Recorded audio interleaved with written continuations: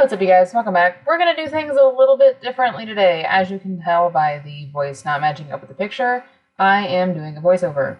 I had said last week we were celebrating the 1-year anniversary of the channel here on YouTube, and I wanted to do a special video for that. And this was my first attempt at it, but the audio was kind of jacked up, and also I didn't really have all of my thoughts together, as well as I wrote some stuff down that I wanted to talk to you guys about while I was opening some Darkness Ablaze packs in the PTCGO. If this is your first time here on the channel, first of all, thank you so much for taking the time out of your day to spend some time with me, Wizard of KANTO, as I open some digital Pokemon card packs. If you like to play the PTCGO, make sure you smash that subscribe button, hit the bell notification icon so you're notified when I post new videos, because I give out code cards in every single video where I open English packs. However, since these are digital packs, I will not be giving out code cards today. But every video where I open English packs that have code cards, I will be giving them out. So make sure you're one of the first ones here by hitting the subscribe and the notification bell so you can get yourself some codes. But first of all, I want to thank everybody for supporting the channel. Everybody who's done anything at all, liked a photo on Instagram, watched a video, anything. It's meant the absolute world to me to have gotten to make content for you guys for the past year. It's not something I ever thought I would do, and I ever thought I would reach a milestone as big as 1,000 subscribers or even 1,300. We actually hit 1,300 subscribers on the channel on our 1-year anniversary, which was incredibly exciting, to say the least. But what I wanted to go over today was some things that I've learned in my 1 year being a Pokemon YouTuber, and also kind of address some frequently asked questions that I get from people who are looking to start their own channel. The first and foremost important thing, and one of the most frequently asked questions I get, is what equipment do you use, how much did you spend, etc., etc. And that kind of ties in with one thing that I learned. You do not need expensive equipment to start a YouTube channel. You do not need anything more than your smartphone or your laptop webcam or anything like that. Most webcams have a built-in microphone. Even if you get a USB webcam, that'll have a built-in mic. Your computer has a built-in mic. Your phone has a built-in mic. It's pretty simple to get started. All you got to do is get up the gusto and not make excuses and actually sit down, record the video, and get started. One of the most common misconceptions about equipment is, well, people won't watch my videos if I don't have a fantastic quality camera or a fantastic mic. People aren't going to expect every YouTuber who starts out to have the best of the best equipment. I don't think people have that kind of standard set for YouTubers. It's not like we all come from a whole bunch of money and can just get the best of the best right off the bat. The most expensive piece of equipment that I have, other than my actual laptop, which I did not purchase for YouTube, is my capture card. So if you're looking to stream or anything like that with a Nintendo Switch, you have to have an Elgato HD 360S, HD 60S, something like that. You have to have that specific capture card because it is the only one that will allow you to stream with the Nintendo Switch. It can be bought refurbished on Amazon, probably even from Best Buy. It works super well, and it's the only thing that works, so it's good that it works super well. And the other streaming software you need, like OBS Studio or Streamlabs OBS, those are both free. So you just need your computer, your capture card, and you're ready to go. What else about equipment do we have? The cameras that I use, not super expensive. My face camera is a Logitech. It was like 80 bucks. And then my card camera for when I do pack openings is my iPhone, which is expensive, yes, but if you already have an iPhone, you're not really paying more just to use the camera. The only thing that you would have to use in addition with the iPhone is the OBS camera app, which allows you to use the iPhone camera as an input source for OBS Studio. So if you want to use the iPhone, you got to use OBS Studio. And honestly, OBS Studio doesn't take as much memory, I think, and it doesn't take as much processing power from my laptop like Streamlabs does. There's a lot of cool bells and whistles you can use with Streamlabs, but you can also just use those same bells and whistles through OBS in the Streamlabs website instead of using Streamlabs OBS, the program. But not to bore you guys too much. The second thing that I learned in my first year of being a Pokemon YouTuber is editing is not that hard, and there are a ton of great low-cost and free programs that you can use for editing. That was my biggest fear when I started, because I started off just by streaming on Twitch, because I didn't want to have to learn to edit. I didn't want to have to buy editing software. Turns out, the software that I'm using right now, and the software that I've used for the majority of my time here on YouTube, it was $50. It's a one-time fee, and it does pretty much everything I need. I can put my intro in. I can add animations and stickers and text and everything. I can detach the audio from the video, all kinds of stuff. It's allowing me to record a voiceover right within the editing software. So honestly, $50, not that bad. You can also use the Adobe, not After Effects. After Effects is used for like movie stuff. Adobe Premiere something? I'm not really sure. I've only used it a little bit, but it came with my Adobe subscription that I use for thumbnail making and all of that stuff, because I use Photoshop for that. But the best subscription you can get from Adobe is $30 a month, and it gives you access to all of their pretty much all of their programs. So you get Adobe After Effects, Photoshop, Premiere, and anything else that you can think of, honestly, that you would need for YouTube. But the only things that I ever use are my Movavi for editing, which is not an Adobe program. I use Photoshop all the time for YouTube. And then very, very seldom I will use After Effects to create the theatrical intros for stuff like pack battles that I was doing earlier this year. So, number 3, be consistent with your uploads and with the length of each video. YouTube likes specific lengths for videos. It's in the algorithm. I have no idea what it is. Some people say it likes long videos. Some people say the algorithm likes 10-minute videos.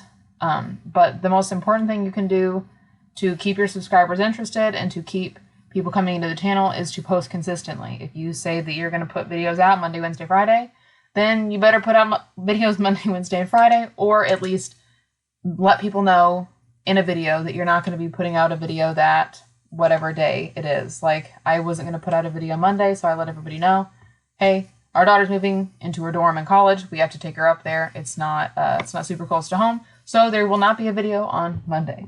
Pretty easy. All you got to do is pretty much keep in, contact. Not really contact, because you're not texting everybody. Keep people informed through your videos and your live streams. And with the links, the issue here that I have found is it's hard to get people to sit down and watch a super long video if you're very new. People want to kind of get in, consume the content, figure out if they like you, and they don't want to have an hour-long video to do it. If you're going to do something like I'm doing, where you will upload and stream, it's a little bit different because you can't necessarily have live streams that are only 10 or 15 minutes long. But I haven't really seen a decline in the number of subscribers recently. I think live streaming really helps. And I think the algorithm does different things for lives than it does for videos. But I'm not 100% sure, because the algorithm is not like this big book of rules that you get when you sign up for YouTube. It's just kind of a guessing game, and nobody ever answers your questions very straightforward when you ask about it. But try to keep your videos around the same length, just so your subscribers can kind of, know what to expect, especially if you get into a routine of posting around the same time. There's all sorts of content creators that might be coming out with videos at the same time, and if you're usually posting 10-minute videos and they want to get to see somebody else's video, and they only have a certain amount of time to do it, and you post like an hour-long video that day, it's probably not going to get the same amount of watch time from your subscribers who have larger or creators that they've been following for longer, if they have videos from them to see. Number 4, set realistic goals for yourself and don't try to do too much, because you will burn yourself out. I've heard so many YouTubers talk about burnout, and it is a real thing. You don't have to be a big YouTuber. You don't have to be a professional, and you don't have to do it for a living. When I first started streaming on Twitch, I was streaming 5 days a week for 3 hours a day, and I burnt myself out, and I hated it. I made myself hate Twitch. I made myself hate streaming. My problems with Twitch aren't just that I made myself dislike it. There's other issues that I have with Twitch, and that's why I no longer use it. But make sure you're not being too hard on yourself and trying to do too much, because this is a hobby. You're trying to have fun and get yourself into a community where you can make friends and relax and forget about the stress of the day and just have fun. And if you stress yourself more with trying to do so many things, it can get very, very overwhelming very, very quickly. Number 5, grow your brand on multiple platforms like Twitter, Instagram, Facebook, all that. And I know you're probably sitting there like, KANTO, a brand? What are you talking about? Technically, if you ever have the goal to get to a point where you're monetized, or if you ever want to make money from YouTube, Instagram, or whatever, yourself and your content is technically your brand, is what I've been told by people that do this for a living that I've talked to. So that's just the word that I'm using to refer to it as. The easiest way to get traction on a YouTube channel is through other social media sites. Instagram is so easy to get started. You're just posting pictures. You can do lives. You can post short videos, and it really gets people kind of interested in your content. They get to know who you are in a very easy to consume way. If you're just looking at pictures, it's not like scrolling through YouTube watching 10, 15-minute videos. People will be more likely to see you on the Explore page for Instagram than they are the Explore page for YouTube, especially if you're just starting out.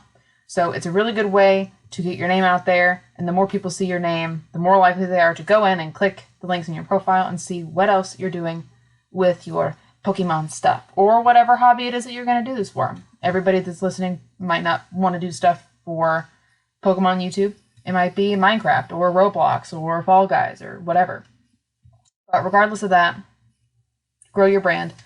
Be active on other platforms and all that good stuff. Number 6, be yourself. Act natural. Do what makes you happy. Don't try to make the content that you think your viewers want to see. Make the content that you want to see. People can start off acting a certain way and portraying a certain type of personality on their channel. And then once they get more comfortable, their personality changes. And if you're trying to portray a certain personality and then all of a sudden your actual personality comes out, that might throw your viewers off.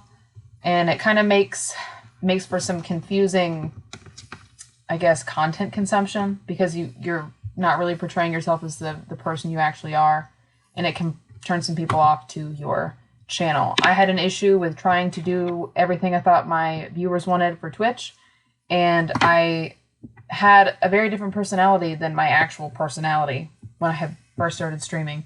And it threw some people off when I started acting like my actual self and not being so serious all the time.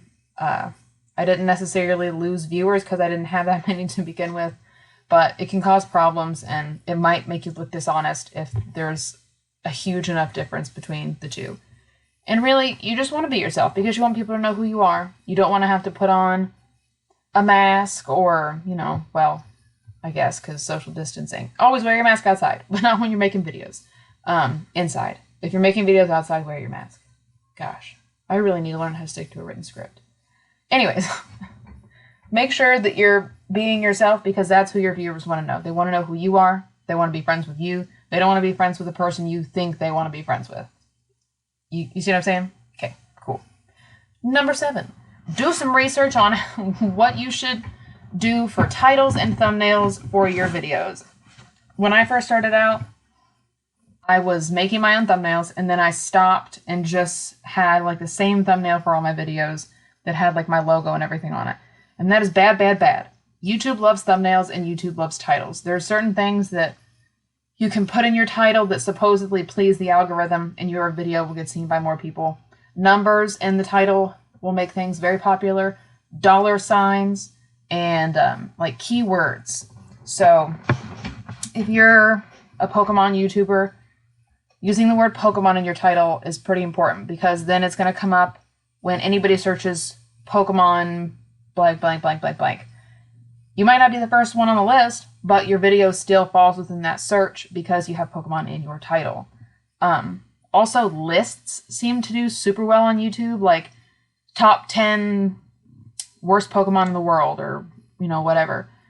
Putting best and worst and those kind of descriptive words are always super good for titles. And like I said, numbers. Numbers are important for some reason. I have no idea why. I'm sure the dollar signs are more important for Pokemon than most other channels out on YouTube because there's, let's face it, a lot of people are in the hobby for the financial gain side of it, not just the pretty cardboard side like some of us.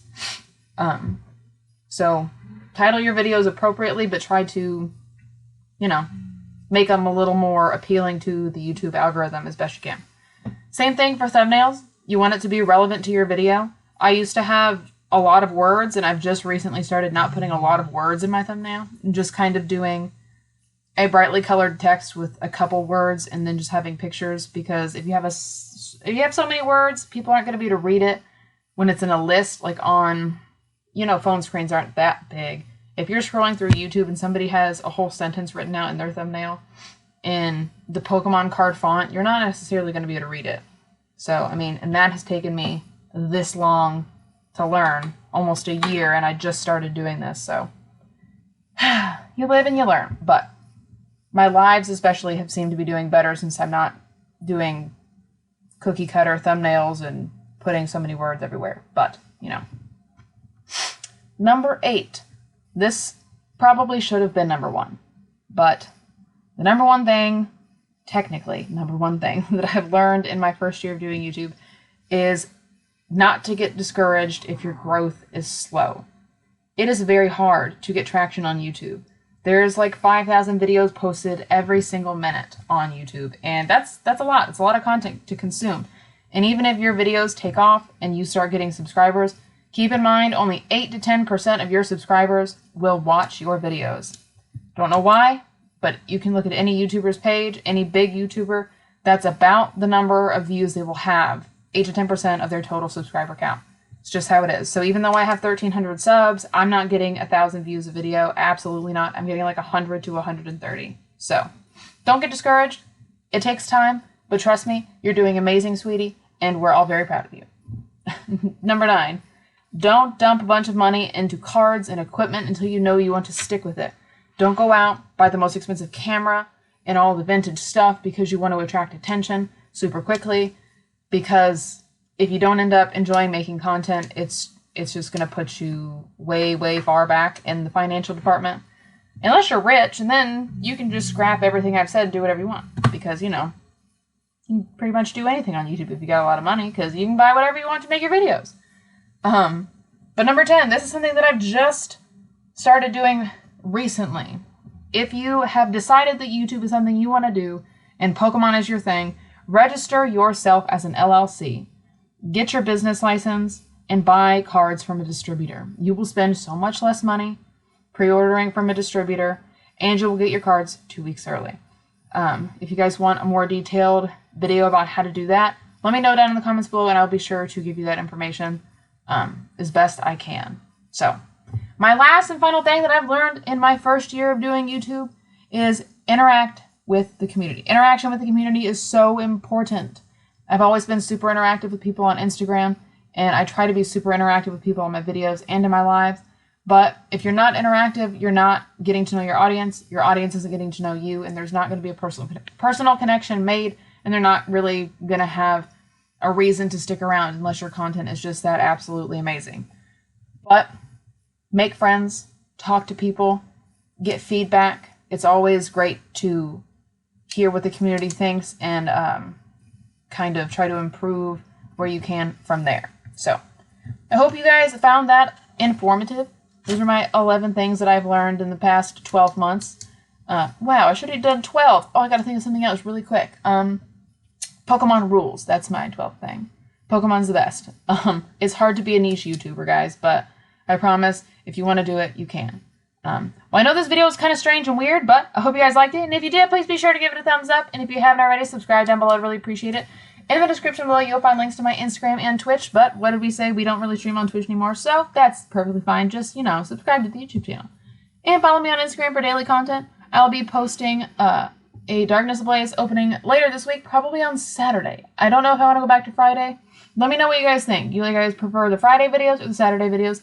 Let me know down in the comments below. But I hope you're having a safe and wonderful start to your week. Happy Wednesday. We're halfway through. And I will see you guys later. Bye-bye.